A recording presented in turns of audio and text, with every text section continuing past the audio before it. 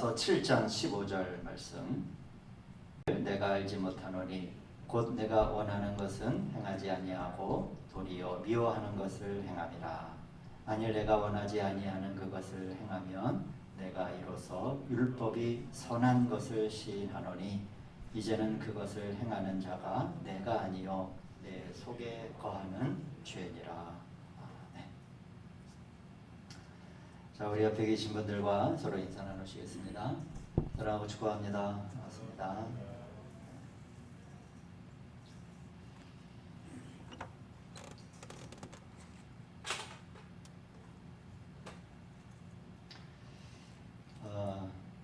우리가 이 말씀을 배우는 이 거에는 과정에는 두 가지가 있다라고 성경은 이야기하고 있습니다.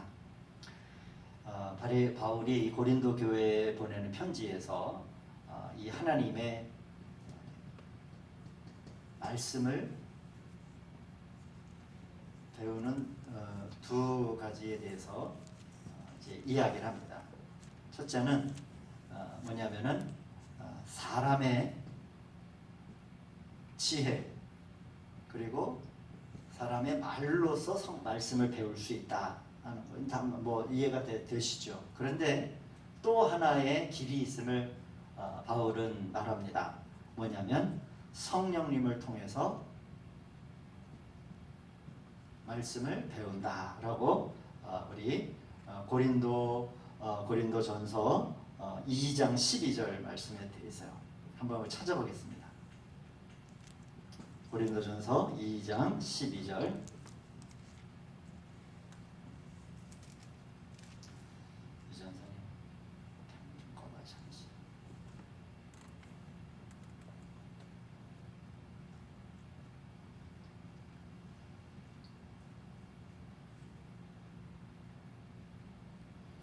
한번 찾으셨으면은 우리 같이 읽도록 하겠습니다. 시작. 우리가 세상의 영을 받지 아니하고 오직 하나님으로부터 온 영을 받았으니 이는 우리로 하여금 하나님께서 우리에게 은혜로 주신 것들을 알게 하려 하심이라. 우리가 이것을 말하거니와 사람의 지혜가 가르친 말로 아니하고 오직 성령께서 가르치신 것으로 하니 영적인 일은 영적인 것으로 분별하느니라. 아멘. 바울이 고린도 교회에 보내는 편지를 통해서 하나님의 말씀을 이제 이 배우는 방법에 대해서 이런 편지를 쓴 거죠. 우리가 사람의 지혜와 말, 이 사람의 지혜와 말이라고 하는 것은 곧 세상의 영이라는 거예요. 그 다음에 성령을 통해 우리가 이것을 지금 너희들에게 가르치는데 이것은 하나님으로부터 온 것을 말하는 거죠. 이렇게 성령님을 통해 배우는 방법, 똑같은 말씀이라도 성령님을 통해서 배우는 것과 사람의 지혜와 말로서 배우는 것에 대해서 이 고린도전서 이 이야기를 앤드류 머레이라고 하는 분은 이렇게 얘기를 했어요. 성령께서 하나님의 말씀을 가르쳐 주신다라고 하는 이제 이러한 글을 이제 쓴 적이 있는데 그 말씀을 가르쳐 주는 사람은 참 많잖아요. 저도 이제 우리 성도님들에게 하나님의 말씀을 소개하고 또 말씀을 전하는 이러한 역할들을 하는데 뭐 목사요, 또 교사요, 또 요즘에는 인터넷에 나오는 설교요, 많은 영적인 도서들이 다 이렇게 하나님의 말씀을 이제 가르쳐주는 하나의 통로가 됩니다. 그런데 그러면 그것으로서 하나님의 말씀을 배우는 게 충분하지 않습니까? 우리 많이 교회마다 성경 공부 프로그램도 하고 그러잖아요. 그런데 왜 바울은 성령을 통해 말씀을 배우는 것에 대해서 이야기를 할까? 우리가 하는 것은 우리가 이것을 말하는 것은 사람의 지혜가 가르친 말로 하는 것이 아니라 성령께서 가르친 것으로서 하는 것이다. 왜? 영적인 것은 영적인 것으로서만 분별이 될 수 있기 때문이다라고 하는 이야기를 이제 이 고린도 교회 교인들에게 보내는 편지에 이 편지를 이제 서두에 시작을 하면서 이 이야기를 한 거예요. 지금 우리가 전하는 말은 그 고린도 교회에 많은 철학자들이 있고 많은 지혜와 지혜자들이 있었는데 하나님의 말씀을 그렇게 이해하면 안 된다라고 하는, 아마 고린도 교회 교인들이 이 편지를 처음을 받은 이 이야기가 뭔지를 몰랐을 거예요. 결과적으로 우리가 잘 알다시피 고린도 교회는 많은 다툼이 있는 교회잖아요. 크게 성장하고 부흥했지만은 다툼이 있는 교회 아닙니까? 지금도 제가 한번 말씀드린 적이 있지만 제주도에 가면은 꼭 관광하는 사람들이 방문하는 코스가 하나가 있대요. 방죽교회라고. 그 교회는 뭐 하나의 이제 관광 코스가 된 것 같아요. 사진이 너무너무 잘 나온다는 거예요. 요새 우리 젊은 사람들은 커피를 마시러 가는 게 아니라 커피를 마시는 사진을 얻기 위해서 카페를 간다는 말이 있잖아. 근데 그 아름다운 방주교회가 사실은 이제 문을 걸어 잠그고 이제 교회 안에 분란이 생겨서 사실은 굉장히 건물로는 뛰어난 방주와도 같은 아름다운 교회지만은 사실은 이제 교회의 역할이라고 하는 게 이제 파탄이 나 버린 거 아닙니까? 그런 거죠.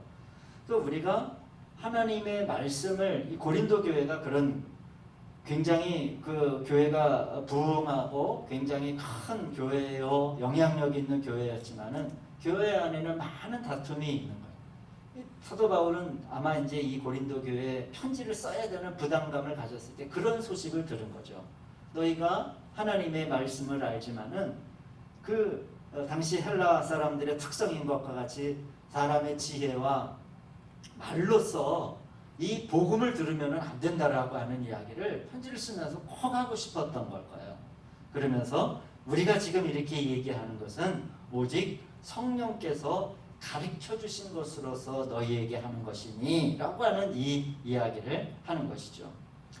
여러분, 성령님께서 우리에게 성령님을 통해서 말씀을 어떻게 배울 수 있을까요? 뭐 성령님이 그냥 뭘 칠판에 막 써가면서 우리에게 가르쳐 주시는 걸까요? 아니에요. 제가 이제 지난주에 그래서 이제 우리가 메마른 상태에 머물게 될 때 우리의 감정이 갑자기 기쁜 마음도 없고 흥분되는 일도 없고 뭔가 메마른 느낌이 들었을 때, 비록 피곤하고 내 감정이 곤고하다고 할지라도 말씀이 돌판 위에 새겨지고 마음속에 새겨진 말씀이 남아있으면, 그래서 그 말씀을 자꾸 곱씹고 묵상하는 거예요. 비록 감정적인 흥분됨은 없다 할지라도 내가 알고 있는 말씀을, 하나님은 오늘 시편 121편의 말씀과 같이 하나님은 나를 지키시는 분이시고 하나님은 졸지도 아니하시고 하나님은 주무시지도 아니하고 나를 돕는 이 도움은 과연 어디에서 올까 하는 말씀을 막 흥분된 상태에서 묵상하는 것이 아니라, 환경이 메마르고 우리가 그런 어렵고 힘든 환경 가운데 우리가 있다고 할지라도 그 말씀이 결과적으로는 하나님의 말씀이 바로 이런 것이구나, 이러한 경우를 하나님께 말씀이 의미하는 것이구나 하면서 그 말씀이 선명해지고 현재의 상황을 온전하게 우리가 더 분별할 수 있게 된다라고 하는 거죠. 그래서 제가 메마름에 대해서 말씀을 드릴 때 성령님께서 우리에게 말씀을 가르쳐 주시는 많은 경우는 우리를 어디로 이끌고 가십니까? 우리를 광야 땅으로, 그리고 때로는 우리를 메마름 안으로, 이 터널 안으로 우리를 이끌고 가실 때 많은 경우 성령님께서 우리를 가르쳐 주신다라고 하는 그런 분명한 어떠한 깨달음들을, 영적인 각성들을 우리가 가지게 돼요. 막 우리의 감정이 뭔가 흥분되고 감정이 격상되고 있었을 때에는 이 말씀이라고 하는 게 어떻게 보면은 세상의 영에 붙들려서 우리에게 들려질 때가 많아요. 그럴 때 우리가 여러 가지로 아름답게 하나님의 말씀에 대해서 자기 고백을 할 수 있어요. 하나님의 말씀. 그러나 이러한 말씀이 아니라 성령님께서 가르쳐 주시는 말씀은 때로는 우리를 메마름의 터널 안으로 이끌어 가셔서 그곳에서 우리 마음 가운데 새겨진 그 말씀을 기억나게 하시고, 그때 우리가 무릎을 치는 거예요. 하나님의 말씀은 살아있구나 라고 하는, 내 감정은 죽었는데 하나님의 말씀은 살아있구나 라고 하는 것을 우리가 느끼게 되는 거죠.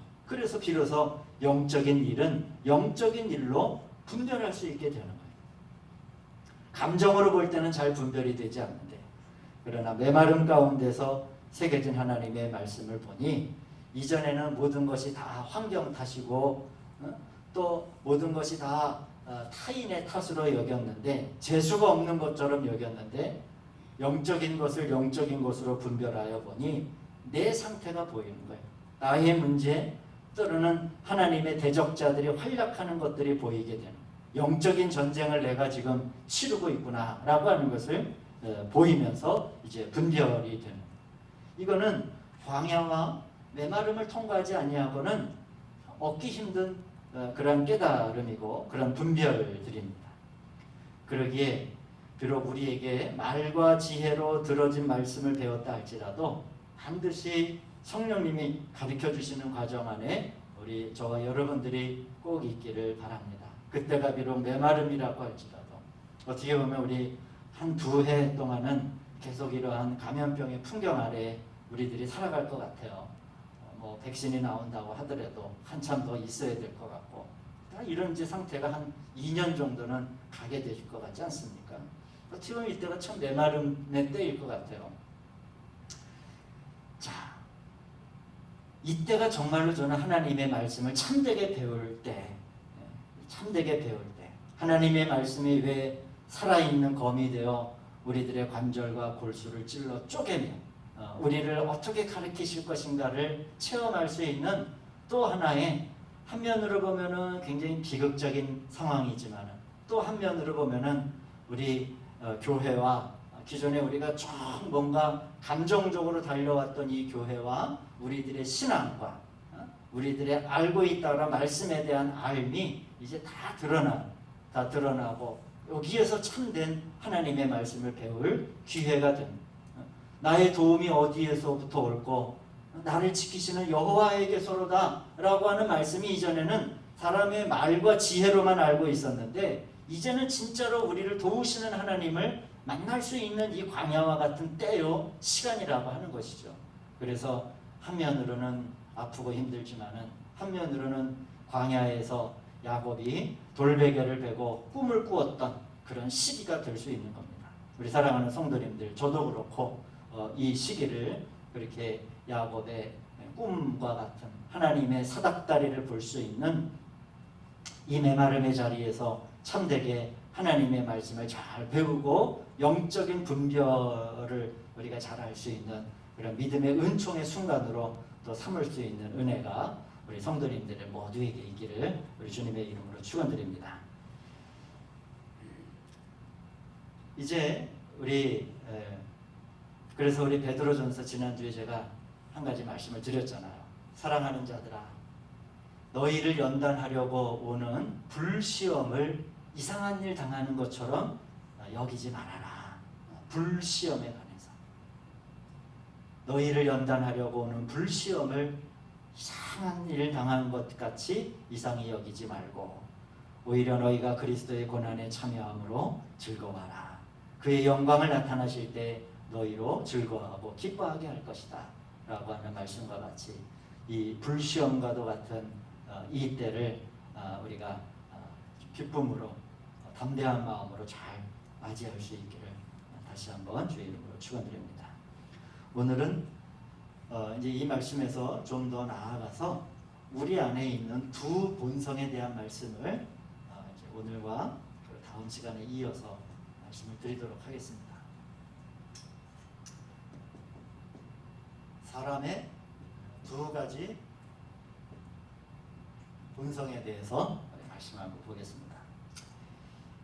우리가 이제 예수님을 믿기 전에는 내 안에 한 가지 본성만이니까, 이제 한 가지 본성이라고 하는 말을 뭐 여러 가지로 우리가 심리학적으로도 해석할 수 있지만은 좀 쉽게 접근하면은 나의 마음 상태, 그리고 나의 뭐 성격, 뭐 또 뭐 인격이라고 그래도 될 것 같아요.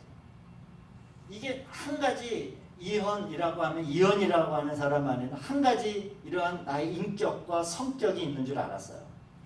그런데 예수님을 믿은 후, 그럼 저는 처음 어렸을 때부터 모태신앙인데요. 내가 그러면 나는 언제, 제가 이제 말씀드리는 것은 이 예수님을 믿고 나누라고 하는 것은 법리적인 믿음이 아니라 이제 주관적인 믿음, 어떤 인격적인 그 주님과의 만남과 체험과 생명의 느낌이 있은 믿음 생활을 하게 된 후를 말하는 거예요. 그럴 때 이 예수님을 믿은 후에 내가 내 안에 또 다른 하나의 본성이 있다라고 하는 것을 발견하게 되는 체험들을 우리 모두가 다 하게 될 것입니다. 이 두 본성은 전혀 다른데, 하나는 악한 본성이라고도 얘기할 수 있고 또 하나는 선한 본성이라고도 그렇게 얘기할 수 있을 것 같아요.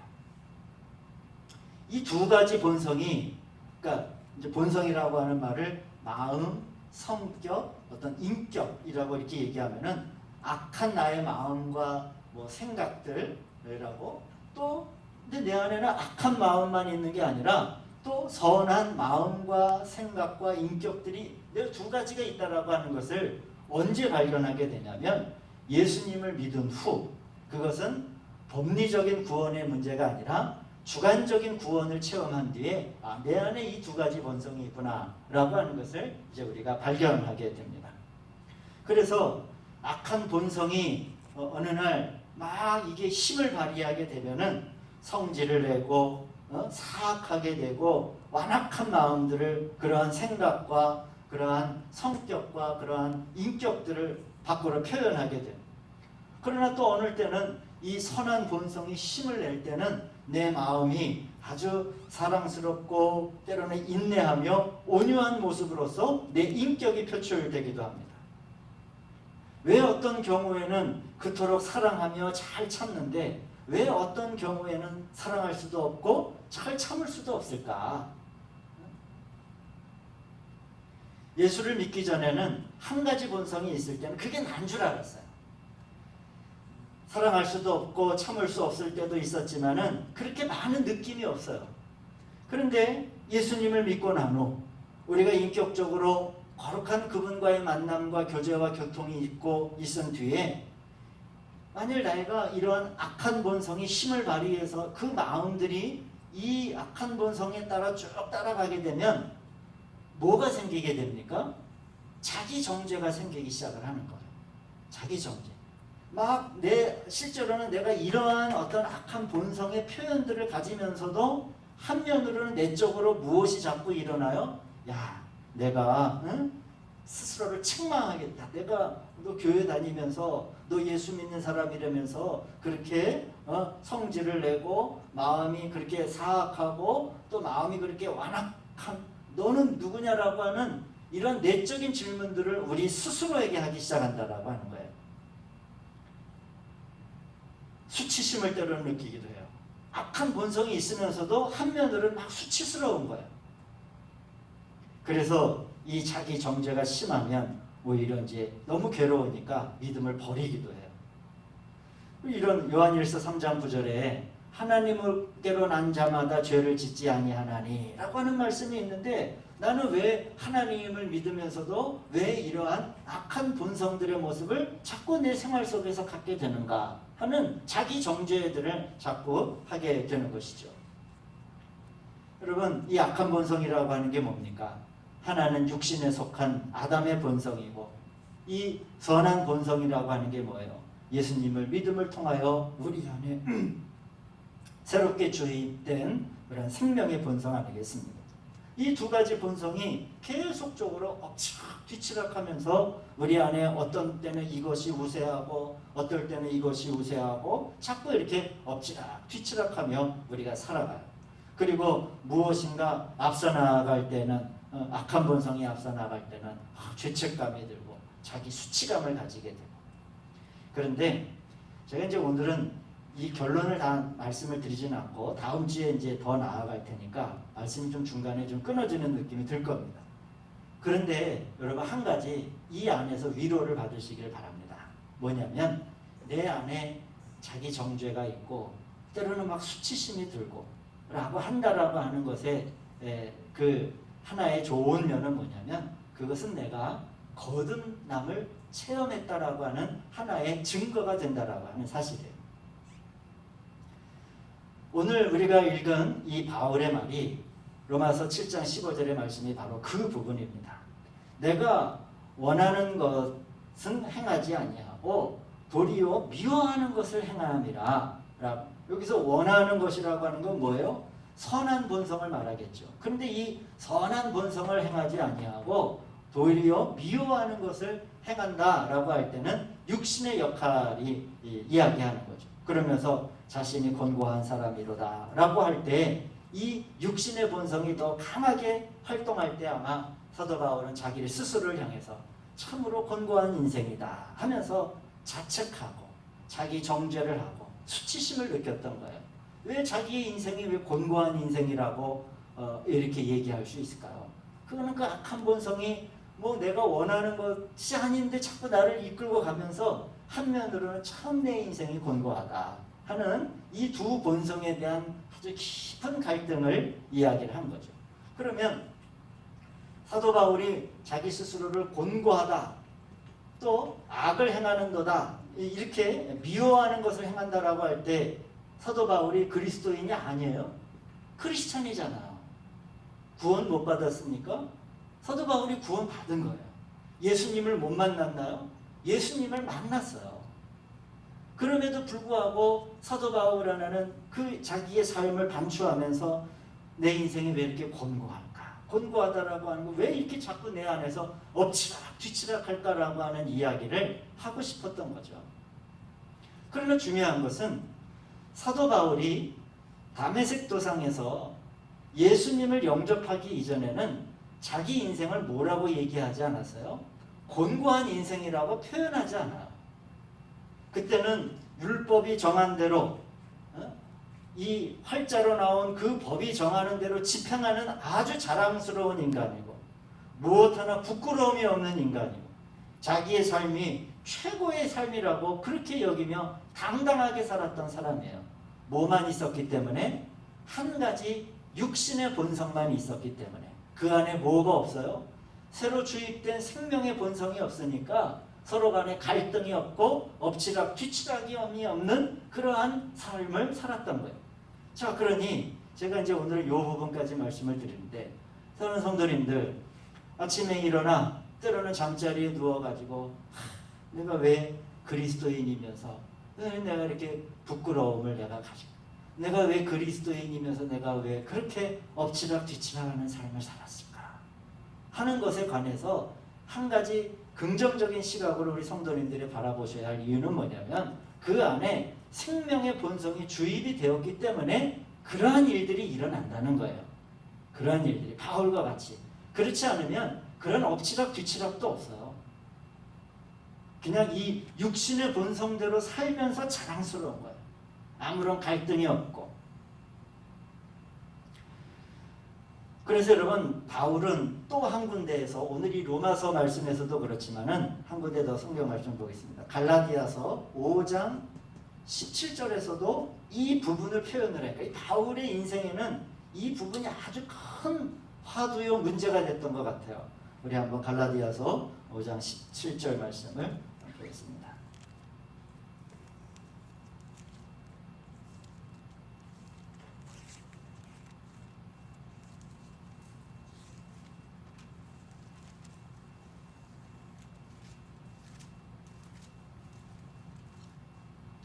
자, 우리 같이 읽습니다. 시작. 육체의 소욕은 성령을 거스르고 성령은 육체를 거스르나니 이 둘이 서로 대적하므로 너희가 원하는 것을 하지 못하게 하려 함이니라.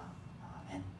이제 이 갈라디아서 5장의 말씀을 우리 성도님들이 한번 이제 다음 주에도 한번 더 다른 구절을 묵상하게 될 터인데 중요한 것은 이러한 갈등이라고 하는 것이 결국에는 우리들의 거듭남을 우리가 증거한다라고 하는 것을 보여주는 하나의 이 증거물이죠. 증거물. 제가 이제 다음 시간에는 이제 그러면 우리 안에 어떻게 이러한 죄와 악한 본성과 옛 본성을 이기고 항구적으로 때로는 지속적으로 이 선한 하나님의 생명의 능력이 우리 안에서 이기는 생활을 어떻게 할 수 있을 것인가 라고 하는 말씀을 다음 주 수요일 날 말씀을 나누고자 합니다. 다음 주 본문은 갈라디아서 5장 16절 그리고 24절, 25절 세 구절이 이제 우리가 이 옛 본성을 이기고 생명의 본성, 말하자면 이 본성이 우리를 점유하게 하는 길, 세 가지 길을 우리 갈라디아서 5장 16절, 24절, 25절의 말씀을 통해서 함께 나누고자 합니다. 중요한 것은 사랑하는 여러분, 사도 바울이 자신의 삶을 참 곤고하다라고 이야기했지만 그 곤고함은 우리 안에 하나님의 생명이 자꾸 우리 옛 본성에 사로잡혀가는 우리를 이끌고 오려고 하는 그러한 하나의 증거이기도 합니다. 때로는 우리 안에 이런 왜 나는 이렇게 어제가 다르고 오늘이 다를까 엎치라 뒤치라 하며 살고 있지만은 그 안에서 너무 우리가 낙담하거나 실망하지 않고 이 두 가지 본성 안에 이제 내가 어느 본성이 우리의 삶의 주인이 되는 길을 또 잘 발견하셔서 이 하나님의 거룩한 사람으로 세워지는 성령님이 가르쳐 주시는 대로 살아가는 길을 또 발견할 수 있는 저와 여러분들 되시기를 주의 이름으로 축원드립니다. 기도하시겠습니다.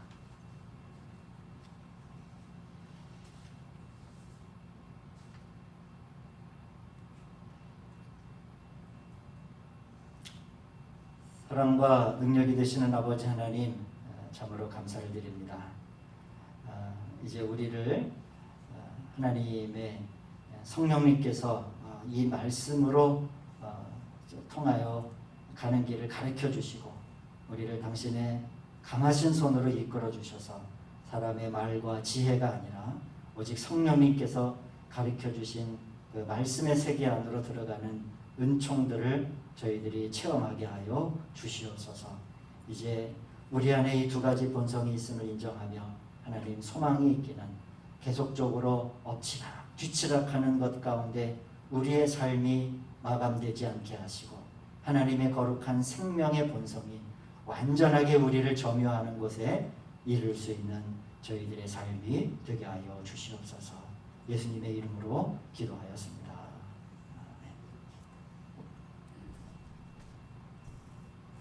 주님 때문이라 내가 살